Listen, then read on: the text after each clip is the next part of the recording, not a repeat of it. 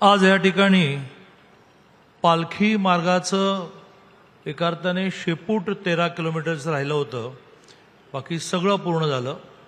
यावेळेला सोलापूर जिल्ह्याचा पालकमंत्री म्हणून जेव्हा जेव्हा या सगळ्या पालखी मार्गावरून पंढरपूरला आणि त्या भागामध्ये जाण्याचा प्रसंग येतो त्यावेळेला मनाला खूप आनंद होतो की काय वाईट स्थिती होती ती संपूर्ण बदलली।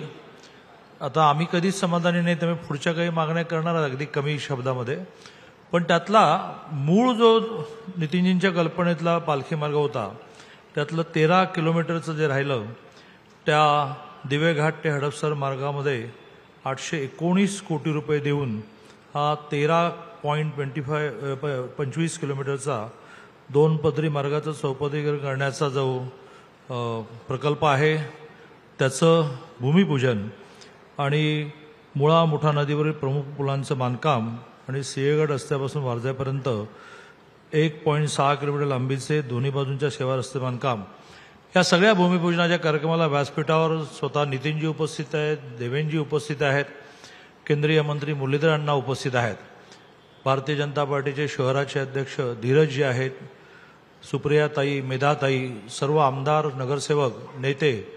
सगळ्यात महत्त्वाचं म्हणजे पंढरपूर, आळंदी, देहू, खूप आनंदाची गोष्ट म्हणजे तिन्ही संस्थांचे सर्व प्रमुख विश्वस्त, पंढरपूरचे तर अध्यक्षही या ठिकाणी उपस्थित आहेत, या ठिकाणी उपस्थित आहेत असे सर्व वारकरी बंधू भगिनी आणि मोठ्या संख्येने उपस्थित नागरिक, कार्यकर्ता, नेता बंधू भगिनी। मला आठवतं की 16 ऑगस्ट 2014 माननीय देवेंद्रजी राज्याचे अध्यक्ष होते, नुकतंच मोदीजींचं सरकार आलं होतं आणि नितीनजींचा प्रवास होता। मला देवेंद्रजींनी असं सांगितलं की त्या कार्यक्रमाच्या तयारीसाठी तू एक दिवस आधी जा।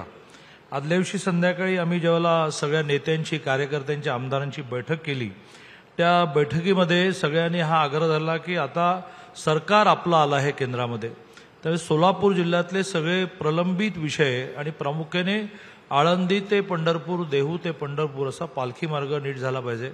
खूप ॲक्सिडेंट होत आहेत, वारकरी तर काही झालं तरी पायीच जाणार, ही वारीची परंपरा संपणार नाही।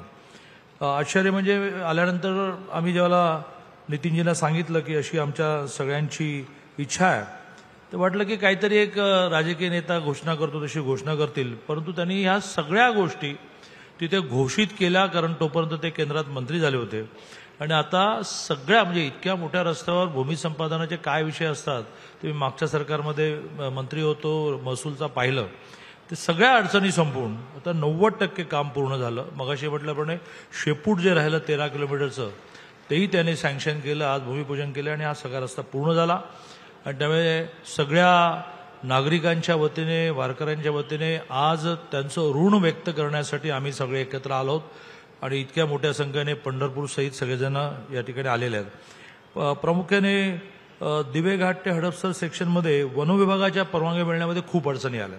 त्यावेळेला पुणे जिल्ह्याचा पालकमंत्री म्हणून हे सुप्रियाताईने मांडलंच आहे की सगळे अधिकारी नितीनजींचे, शेवटी नेता चांगला असला तो अधिकाऱ्यांना रागवणारही असला आणि कौतुकी करणारा असं कॉम्बिनेशन असलं कसे माणसं पळतात त्याचं संजय कदम उदाहरण आहे, नितीनजींचे सहाय्यक मनोज वाडेकर उदाहरण आहेत। या सगळ्यांनी या सगळ्या परवानग्या मिळण्यामध्ये खूप परिश्रम घेतल्यामुळे आता सगळी हर्डल संपली आणि हा विषय पूर्ण होईल।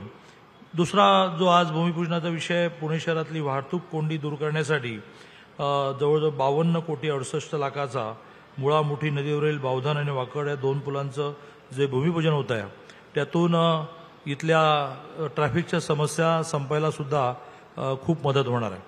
आता मी म्हटल्याप्रमाणे नेहमीच आम्ही अविकसित देशातले, अविकसित महाराष्ट्रातले, विकसित महाराष्ट्र आणि विकसित देश होण्याच्या दिशेने वाटचाल करत असताना आपल्या सगळ्यांचं माननीय मोदीजींनी स्वप्न मांडलं आहे की 2047 पर्यंत विकसित देशांच्या रांगेमध्ये आपण येऊ, पण तोपर्यंत सगळा बॅकलॉग आहे विकासाचा आणि त्या विकासाच्या बॅकलॉगमध्ये आम्हाला सारखं काहीतरी तुमच्याकडे मागायचं आहे आणि ते तुम्ही पूर्ण करत निघालात।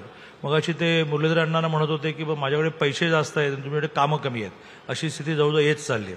तर ती कामं थोडी अजून आहेत, ती एका मिनिटामध्ये मांडतो। प्रामुख्याने सकाळी तुमच्याकडे ज्याचा उल्लेख सुप्रियाताईने केला की मोठ्या प्रमाणावर हिंजवडी भागामध्ये, मानेर बालेवाडी भागामध्ये, पाषाण भागामध्ये ट्रॅफिकचे प्रॉब्लेम आहेत, तर ते मला वाटते मी मुद्दे मांडत नाही, कारण त्याचं एक निवेदन दिलेलं आहे.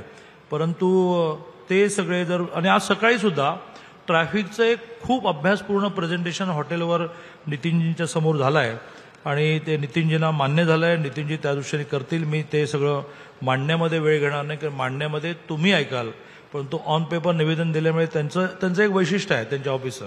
देवेंद्रजी आणि त्यांच्या दोघांचे ऑफिसचं वैशिष्ट्य आहे की प्रत्येक गोष्ट त्यांना वेळ नसेल तर ऑफिसमधला माणूस वाचतो, ब्रीफ नोट त्यांना ब्रीफ होते, त्याच्यावर लगेच मार्किंग होतं की याचं ॲक्शन घ्या, आणि आपल्या दाणेवाडी नसताना एकदम तो प्रश्न सुटलेला असतो. आणि त्यामुळे अजून काय हवं आहे याच्या मांडणीमध्ये फक्त वारकऱ्यांना आता जे तुमचंही स्वप्न आहे की रस्ता पूर्ण झाल्यानंतर ज्या ज्या ठिकाणी वारी थांबते असे जे 22-23 थांबे आहेत त्या ठिकाणी रात्रीची निवासाची व्यवस्था ह्या विषयामध्ये अजूनही थोडी अव्यवस्थाच आहे. माननीय देवेंद्रजी मुख्यमंत्री असताना स्वच्छ वारी या नावाने त्यांनी जे प्रयत्न केले त्यातून वारी पूर्ण स्वच्छ झाली. अक्षरशः एखाद्या गावामध्ये वारी राहिली तर 4 दिवस लोक गावात राहायचे नाहीत. परंतु मोठ्या प्रमाणात टेंडर काढून 3-3 टेंडर निघतात. एका ठिकाणी टॉयलेट्स आहेत ते क्लीन होऊन तिसऱ्या टप्प्याला जाईपर्यंत दुसरी टीम दुसऱ्या मुक्कामाला असते, तिसरी टीम तिसऱ्या मुक्कामाला असते.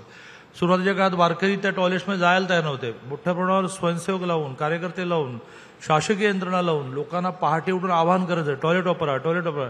आणि आता ती स्वच्छ वारी झाली, रस्ते तुम्ही केले. परंतु त्या थांब्याच्या ठिकाणी तुमची कल्पना अशी आहे की मोठे हॉल बांधावेत, सभागृह बांधावेत, जे वर्षभर त्या भागातल्या लोकांना लग्न कार्याला उपयोगी पडतील. त्यामुळे त्यातून ते मेंटेनन्स करतील. आणि परमनंट 100-200 टॉयलेट्स बांधली. टेम्पररी तर ह्या स्वच्छ वारीमधून येतात, पण परमनंट काही टॉयलेट्स बांधली तर त्याचं मेंटेनन्स ग्रामपंचायत करेल, कारण त्यांना याचा रेव्हेन्यू मिळेल सगळ्या मंगल कार्याच्यामध्ये. तर मग मला असं वाटतं की जवळजवळ सगळे टप्पे पूर्ण झाले आणि वारीला जाणारी संख्या कोविडनंतर कमी होईल असं वाटलं, पण ती दिवसेंदिवस वाढते. आणि सगळ्यात आनंदाची बाब अशी की तरुणांची संख्या वाढते आहे. त्यांना पंढरीच्या दर्शनाची आस आहे. त्यामुळे व्यवस्था नसतानाही ते चालतच होते. पण व्यवस्था असतील तर या वेळेला वारकऱ्यांमधला एकही वारकरी असा असू शकत नाही की त्याने असमाधान व्यक्त केलं. आता हे जे मनापासून आलेला आनंद आहे तो व्यक्त व्हावा, तुम्हाला, तुमच्या कुटुंबाला, पक्षाला, सरकारला आशीर्वाद मिळावा, म्हणून हे राहिलेले टप्पे सुद्धा आपण पूर्ण करावेत. आणि प्रामुख्याने पुणे आज जे वाढतंय ते प्रामुख्याने बाणेर, बालेवाडी, सूज, पाषाण, हिंजवडी ह्या भागात वाढत आहे. तर त्या वाढीला लक्षात घेऊन खूप बारीक बारीक प्रस्ताव आलेले जे सकाळी तुमच्यासमोर मांडलेले आहेत. आता गणेश कळमकरांनी निवेदन मांडलेलं आहे, ते आपण करावं अशी इच्छा व्यक्त करतो आणि माझं बोलणं संपवतो. एबीपी माझा, उघडा डोळे बघा नीट.